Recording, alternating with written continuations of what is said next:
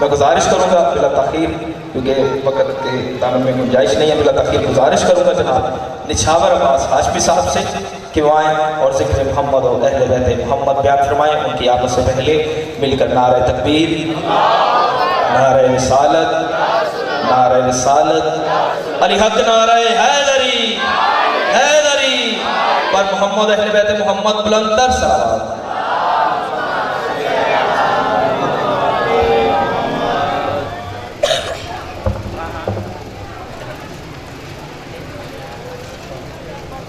औज़ुबिल्लाहि मिनश्शैतानिर्रजीम, बिस्मिल्लाहिर्रहमानिर्रहीम। अल्हम्दुलिल्लाहिल्लज़ी जअलना मिनल मुतमस्सिकीना बिविलायति अमीरुल मोमिनीन। अल्लाहुम्मा इय्याका नअबुदु व इय्याका नस्तईन। अस्सलातु वस्सलामु बितहिय्यतो वल इकराम साहिबे दाइरतिल वजूद, साहिबिल मकामिल महमूद, साहिबे वक़ार व सकीना अल मदफून बिल अर्ज़ मदीना, साहिबे कोकबे दुर्री, साहिबे लिवाइल हम्द। सुम्मा सलातो व सलाम अला सय्यदिना व सायिदिना व हबीबिना व शफ़ीए ज़ुनूबिना व तबीबे क़ुलूबिना अबिल क़ासिम मुहम्मद।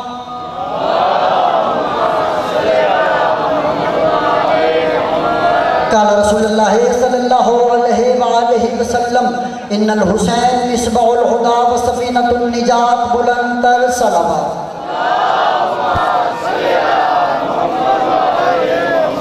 या सय्यदती अगिस्नी या मौलकी अदरिकनी बिहक़्क़ि अबुल फ़ज़लिल अब्बास अलैहिस्सलातु वस्सलाम। मैं दुआ कहूँ कि आले मोहम्मद का बेहतरीन अल्लाह हमारी इस बेहतरीन इबादत को अपनी बारगाह में शर्फ़ कबूलियत अता फ़रमाए। मेरे मालिक जिसको उसके साथ इस मोहब्बत के साथ अंजुमन मुहिब्बान आले रसूल ने सरकार रसूल की बतूल बेटी को पुरसा देने के लिए सफ़े अज़ा बिछाई है। मेरे पाक मालिक अंजुमन मुहिब्बान आले रसूल के सदर व अरकान की इज़्ज़त, रिज़्क़, बख्त, औलाद में वुसअत अता फ़रमाए। आप जितने बेज़दार मातम मेरी माएँ बहनें जो दुआएँ लेके इस फ़र्श शफ़ाअत पर तशरीफ़ फरमाए, मेरे मालिक की इस ज़िक्र से उठने से पहले आप तमाम दुआएँ अपनी बारगाह में कबूल और मंजूर फरमाए। यकीनन आप अमीन कहेंगे मेरा अल्लाह हर अली अली करने वाले को नमाज पंजगाना पढ़ने की तौफीक अता फरमाए। मेरे मालिक इस मुल्क के पाकिस्तान से इस कोरोना जैसी वबा को जल्द अज जल्द दूर फरमाए। दुआओं की कबूलियत के लिए सहारा दरूद करें, दरूद बाबाज़ बुलंद पढ़िए।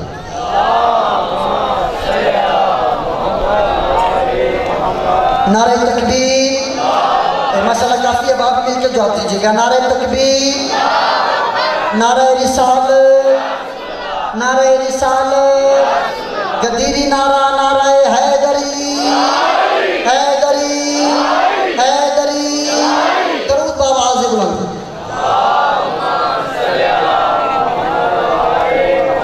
इजाज़त दीजिए कि सजदा शुरू किया जा सके। सबसे पहले मैं भाई जफर से लेके आप तमाम मातमियों के सामने हाथ बांध के माफ़ी चाहता हूँ। पहली मजलिस हर जगह पे लेट शुरू हुई है, इस वजह से लेट आना पड़ा। इंशाल्लाह कल अगर माशाहों ने ज़िंदगी बख्शी तो ठीक मैं 9:25 पे आपके सामने सजदा ज़िक्र ज़रूर अदा करूँगा। दुनिया में कोई बात नहीं होती, अंदाज़े में रंग बदल देता है। हर फूल की अपनी खुशबू होती है। मैं 4 फिक्रों से गुफ्तगू का आगाज़ करने लगा हूँ कि गमे जहाँ का मदावा कोई नहीं करता। थोड़ा सा मेरे साथ गमे जहाँ का मदावा कोई नहीं करता, गमे जहाँ का मदावा कोई नहीं करता, ये काम तेरे अलावा कोई नहीं करता। चौथे फिक्रे में मैंने देखना है हुसैन के नौकर कहाँ तशरीफ़ फरमा है। गमे जहाँ का मदावा कोई नहीं करता, ये काम तेरे अलावा कोई नहीं करता। रसूल होने का दावा तो लोग करते हैं, हुसैन होने का दावा कोई नहीं करता।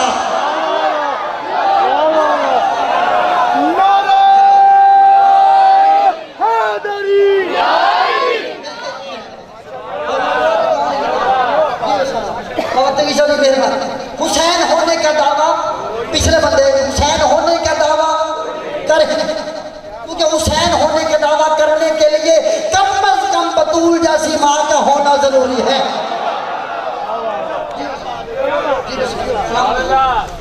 यकम मुहर्रम 1443 हिजरी के चांद ने तलू होके हर बाज़मीर इंसान का गिरेबान झंझोड़ के पैगाम दिया कि दुनिया वालों, हुसैन कल भी जीता हुआ था, हुसैन आज भी जीता हुआ है, हुसैन हमेशा जीता हुआ रहेगा। चलो मैं और आसान करता हूँ। यकम मुहर्रम 1443 हिजरी के चांद ने तलू होके ये पैगाम दिया है कि यजीद कल भी हारा हुआ था, यजीद आज भी हारा हुआ है, यजीद हमेशा हारा हुआ रहेगा। अभी तक हम पिछले बंदे तवज्जो नहीं फरमा रहे, मैं आसान करता हूँ। यकम मुहर्रम 1443 हिजरी के चांद ने तलू होके सही ये फैसला कर दिया कि हुसैन पे कल भी दरूद था। ये मत फरमा रहे हैं, हुसैन पे आज भी दरूद है और हुसैन पे हमेशा दरूद रहेगा। यजीद पे कल भी लानत थी,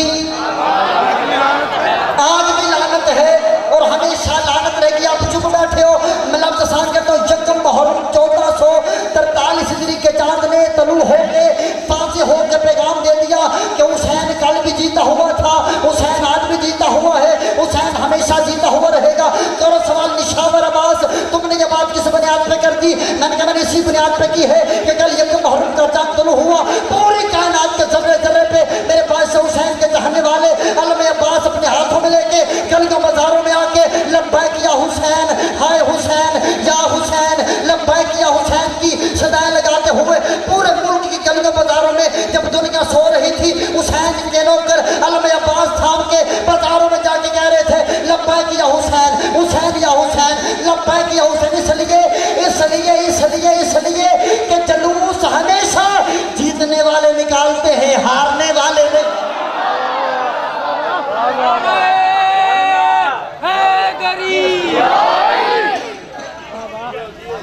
अलम अब्बास की क़यादत में सड़कों पे जुलूस का जनाना की दलील है कि हुसैन जीत गया। जुलूस हमेशा जीतने वाले, हारने वाले जुलूस रोकते हैं।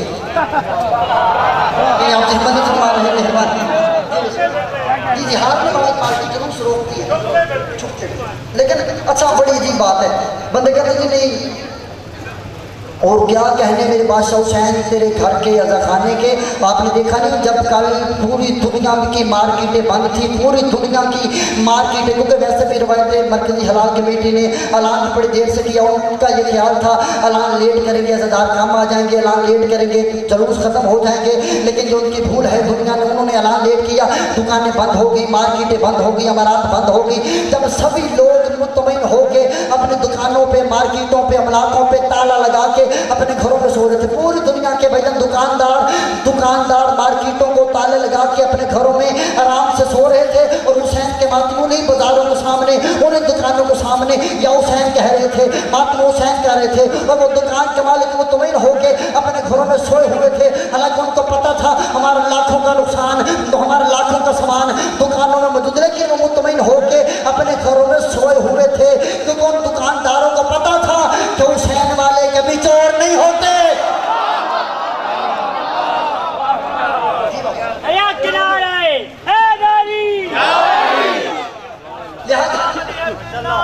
मिलके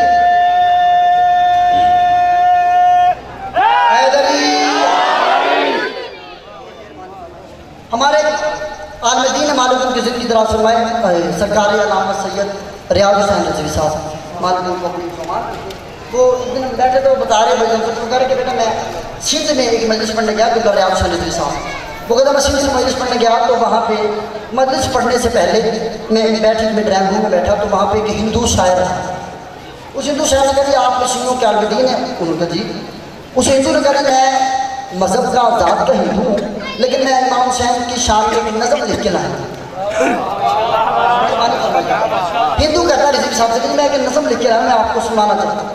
आराम से कहता उस हिंदू ने जब मुझे बैठक में बैठ के नज़म इमाम हुसैन की जो लिखी थी ना, उस हिंदू ने शादी जब वो सुनाई, तो रिज़वी साहब कहते मुझे मौलवी होते हुए उसे न्याज देनी पड़ी।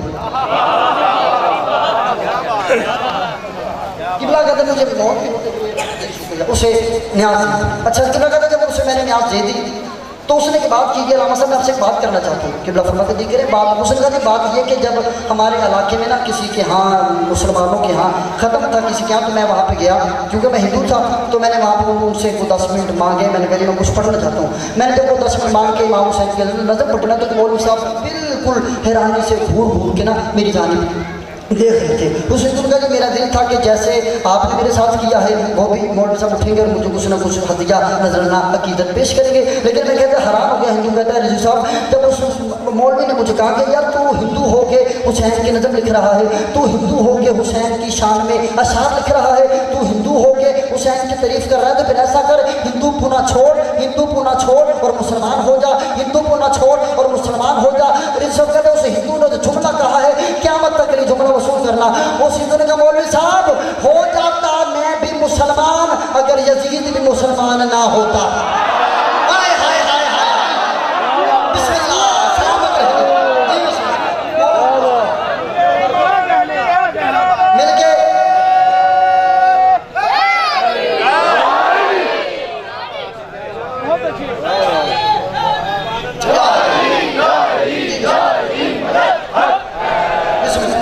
लिहाजा जो मातमी तशरीफ फरमा है, मैं यकीन देख रहा हूँ कि मौला के संजीद मातमी तशरीफ फरमा है।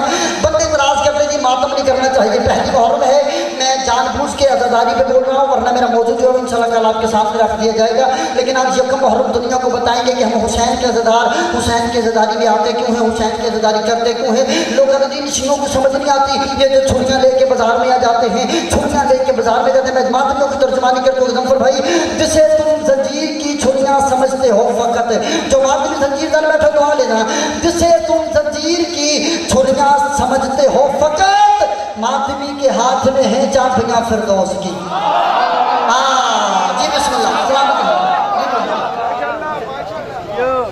नहीं। और क्या कहने, हमने देखे हमने हुसैन बादशाह का जिक्र भी कसरे बतूल में मुनक्कद हो रहा है, पूरी दुनिया में मेरे बादशाह हुसैन का जिक्र हो रहा है। मुझे कोई एक बंदा बताए हमने हुसैन का जिक्र करवाने के लिए किसी से जाके चंदा मांगा हो, हमने किसी का तरला किया हो, हमने किसी की अपील की हो। हम जितने जोगे हैं हम अपने पल्ले से जिक्र हुसैन करवाते हैं, हम अपना वक्त सर्फ करते हैं, हम अपने पैसे खर्च करते हैं, हम अपना पेट्रोल खर्च करते हैं, हम अपनी गाड़ियाँ खर्च करते हैं, हम अपनी बहन बेटियों को अपने साथ अपनी इमाम बारगाहों में लाते हैं, हम वापस अपने घरों में जाते हैं। हम ना किसी से चंदा मांग के जिक्र करवाते हैं, ना किसी से रोटी मांग के जिक्र करवाते हैं, ना बिस्तर साथ लेके आते हैं, ना आटा साथ लेके आते हैं, ना चूल्हा साथ लेके आते हैं, ना तवा साथ लेके आते हैं, ना केतली साथ लेके आते हैं। हम जितने जोगे हैं जिक्र हम खुद करवाते हैं, पैसा हमारा लगता है, वक्त हमारा लगता है, जिम्मेवारी हमारी होती है। लेकिन अजीब बात है, मजलिस हम करवाते हैं, दर्द वहाँ हो जाता है, जिक्र हम करवाते हैं, प्रॉब्लम वहाँ हो जाती है, मातम हम करते हैं, तकलीफ वहाँ हो जाती है। और इतनी तकलीफ मातमी को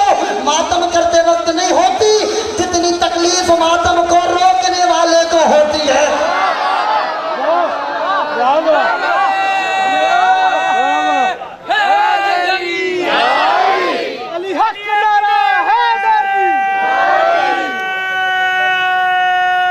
मिलके कदीरी नारा मिलके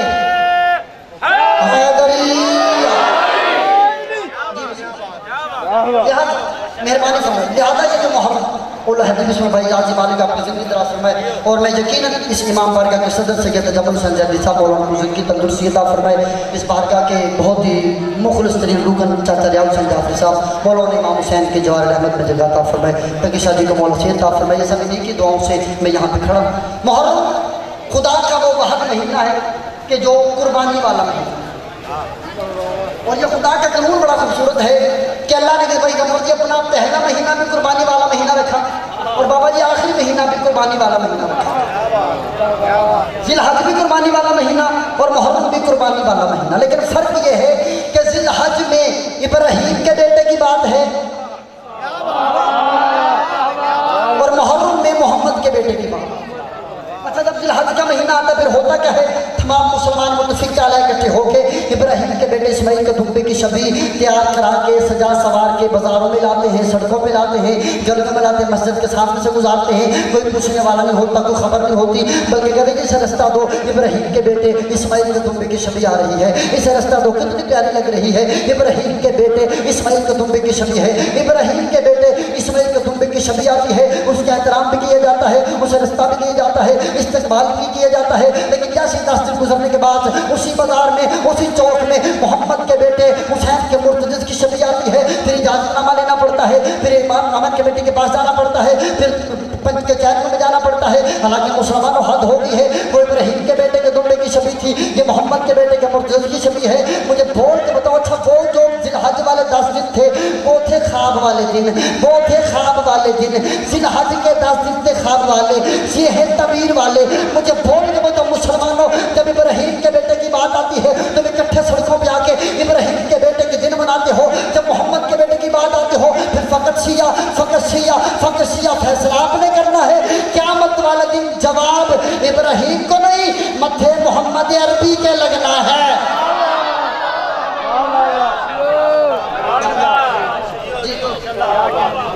जवाब मोहम्मद अरबी को देना।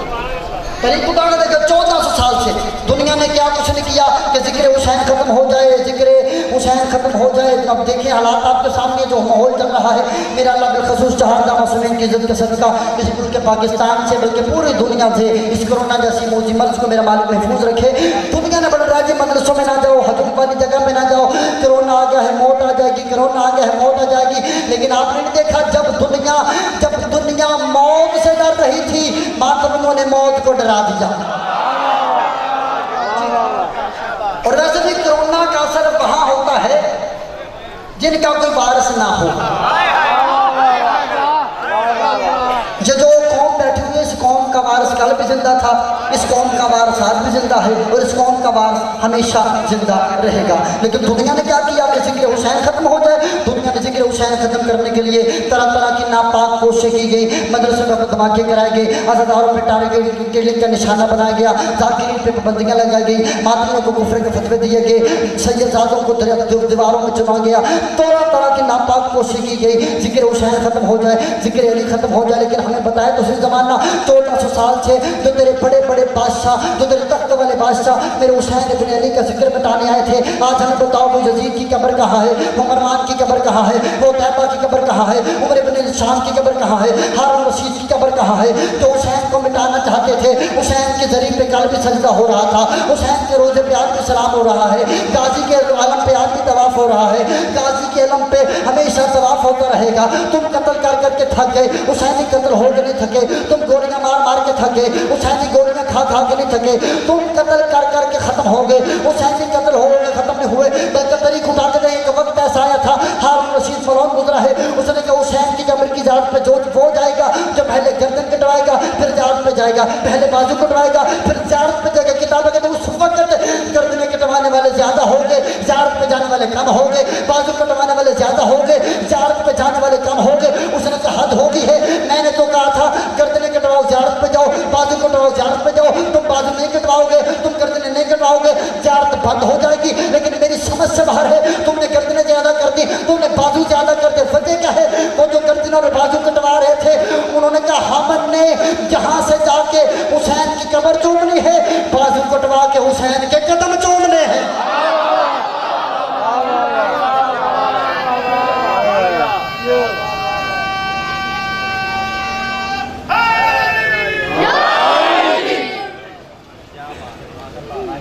जी मत हो जाएंगे अब सारे, पीछे मेरी आवाज आ रही है जी, आपकी मुझे नहीं आ रही, जरूर फरमाइए थोड़ी। ये ये बादशाह हुसैन इब्न अली के पास एक पैमाना है। हुसैन इस पैमाने में देखते हैं कि मैं देखूं मेरे अज़ादार, मेरे चाहने वाले, मेरे हुक्मदार मुझे किस अंदाज से खराज पेश कर रहे हैं।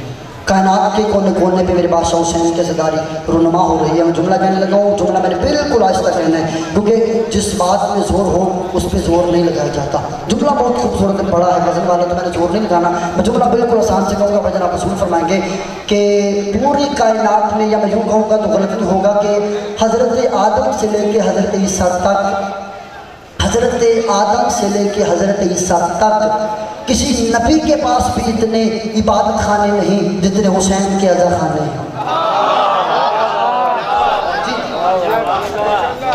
चलिए मैं आसान करता हूं, आदम से लेके ईसा तक किसी के इतने दस्तरखान नहीं जितने हुसैन के लंगर खाने हैं। आदम से लेके ईसा तक किसी के इतने नौकर नहीं जितने हुसैन के रज़ाकार हैं।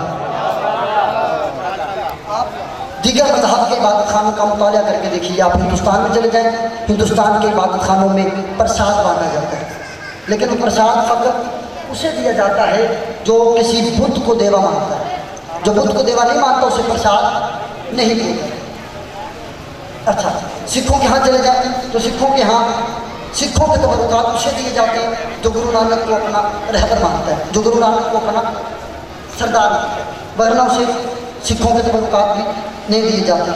चलो हम अपनी बात कर लेते हैं। 22 रजब को हम शिया अपने घरों में छठे बादशाह की न्याज देते हैं, शर्त हम भी लगा देते हैं, बेटा इमाम सादिक बादशाह की न्याज है, तमीज़ से खाना, नीचे नहीं गिराना, वज़ू करके खाना। और साथ करता जब हम बादशाह बाबुल हवाइज की हाजिरी बनाते हैं, शर्त हम फिर लगाते हैं, सबसे पहले जिस जगह पे हाजिरी बनाते हैं उस जगह को गुस्ल दिया जाता है, फिर जिस बर्तन में हाजिरी बननी है उस बर्तन को गुस्ल दिया जाता है, जिस बंदे में हाजिरी बनानी है वो बंदा खुद गुस्ल करता है, फिर सल्लल्लाहु अलैहि शहंशाह की हाजिरी बनती है। जब सल्लल्लाहु अलैहि शहंशाह की हाजिरी बन जाती है हम फिर अपने बच्चों के बेटा सल्लल्लाहु अलैहि शहंशाह की हाजिरी है, तमीज़ से खाना, नीचे न गिराना, अदब से खाना, सल्लल्लाहु अलैहि शहंशाह की हाजिरी है। मतलब कि कायनात के हर इबादत खाने के, लंगर खाने के तरह तरह के कवानीन मौजूद हैं। इसे बुत मानने वाले खाएं, इसे देवा मानने वाले खाएं, इसे सिख मानने वाले खाएं, इसे गुरु मानने वाले खाएं, इसे वजू करके खाएं, इसे तमीज़ से खाएं। क्या कहने बादशाह हुसैन तेरे घर के लंगर खाने के, हुसैन के लंगर खाने पे आ, हुसैन के लंगर पे कोई पाबंदी नहीं, हुसैन के लंगर पे कोई शर्त नहीं, हुसैन का लंगर हिंदू खाए, हुसैन का लंगर सिख खाए, हुसैन का लंगर मुसलमान खाए, हुसैन का लंगर शिया खाए, हुसैन का लंगर सुन्नी खाए, हुसैन का लंगर ईसाई खाए। फिर मुझे कहने दो ना कि कायनात में इस तरह का वसीओ अरीज लंगर या अल्लाह देता है या बतूल का बेटा हुसैन देता है।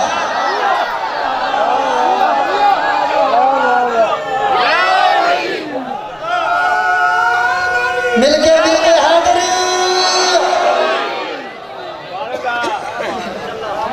जी मैं सुना तो जाइए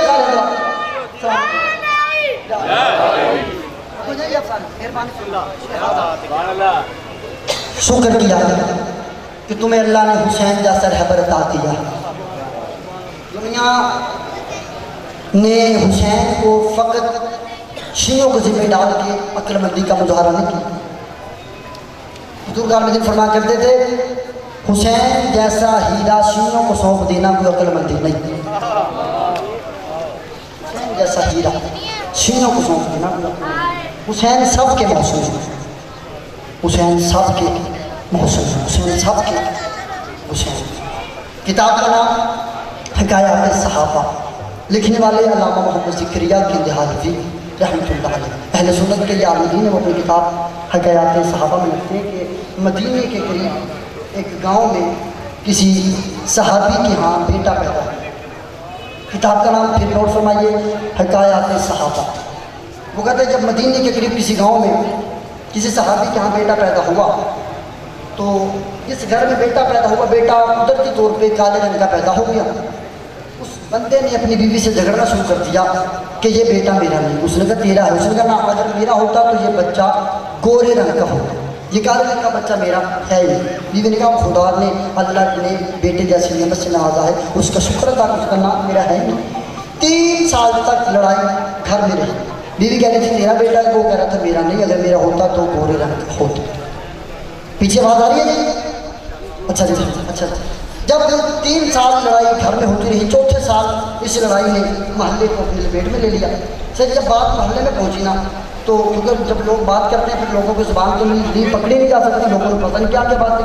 बीवी से रहा गया, वो सर पे बुरखा पहन के चलती बारगाह रिसालत बाब में। जब वो बारगाह रिसालत बाब में आई तो उसने क्या देखा कि मिंबर पे वो तशरीफ फरमा थे जिनके लिए ही मिंबर है। मतलब कि उसने देखा मिंबर पे हुस्न अव्वल, खल्क़ अव्वल, इश्क़ अव्वल, ताहा, यासीन, मुदस्सर, ज़ुर्रियत इब्राहीम, शजर इस्माइल रहमतुल लिल आलमीन, जनाब आमना के तायदार सरकार मोहम्मद मुस्तफ़ा सल्लल्लाहु अलैहि वसल्लम। अब रसूल को पता था कि ये औरत क्यों आई है, लेकिन हम निकम्मों तक बात पहुँचाने के लिए। और मैं कैसे आई है या रसूल अल्लाह, ये मेरा शौहर ने अजीब शोर मचा दिया, ये कहते ये बच्चा मेरा है ही नहीं। या रसूल अल्लाह, मुझे आपकी रसालत की कसम, आपकी कनीज जितनी ही पाक है जितना होना चाहिए। सरकारी साहब ने कहा अच्छा चली जा वापस, कल तेरा फैसला हो जाएगा। औरत बिना कुछ सोचे समझे वापस चली गई।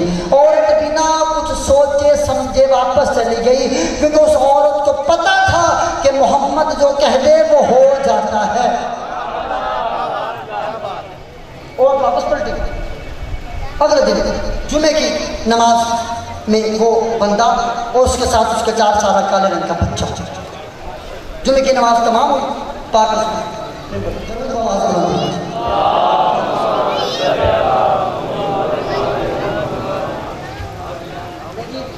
जहमत तमाम मेरे लिए इंतहाई वाजिब एहतराम, मेरे लिए उस्ताद की हैसियत सरकारी अल्लामा मुशर्रफ अब्बास अलवी सब तशरीफ हैं। ये हमारे मेहमान हैं, मैं इनको ज़्यादा जहमत नहीं दूँगा। मुहर्रम का चाँद तुलू हो चुका।